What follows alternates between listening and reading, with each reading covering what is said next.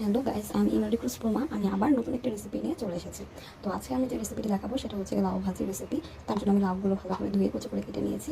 তারপরে এখানে মরিচ বাটা নিয়েছি, মানে মরিচের পেস্ট। তারপরে এখানে আমি পেঁয়াজ কুচি নিয়েছি, আর সামান্য পরিমাণ আমি এখানে লবণ নিয়ে নিয়েছি। স্বাদ মতো লবণ আর কাঁচামরিচ আমি ইউজ করব। তো প্রথমে এখানে আমি একটি কড়াই নিয়ে নিয়েছি, তার উপরে সয়াবিন তেল দিয়ে নিয়েছি।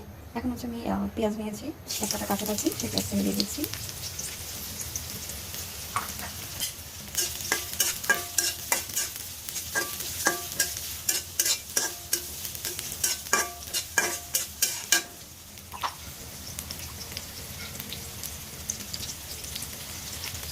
এখানে এক চামচের মতো আমি কাঁচামরিচের যে বাটাটা সেটা নিয়ে নিয়েছি, আর সামান্য পরিমাণে লবণ নিয়ে নিয়েছি।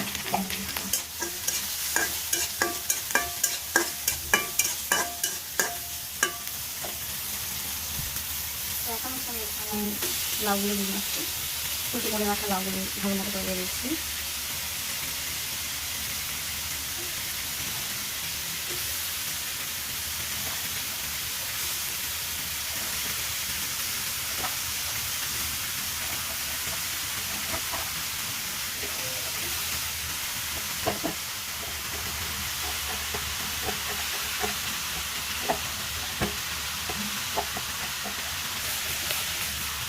তো ভালো করে হচ্ছে আমি লাউ দেওয়ার পরে হচ্ছে ভালো করে নেড়ে নিচ্ছি।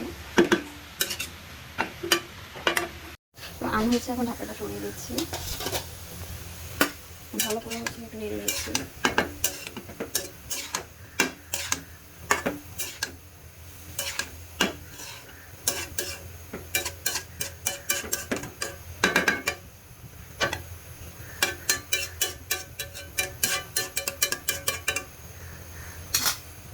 এখন হচ্ছে আমি ঢাকনা দিয়ে ঢেকে দিব।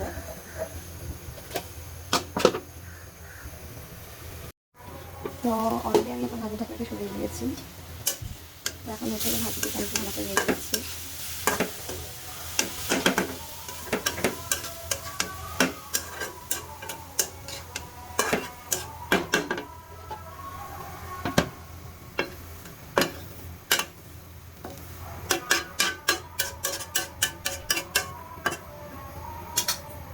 10 মিনিট পরে আমি চুলাতে নামিয়ে নেব।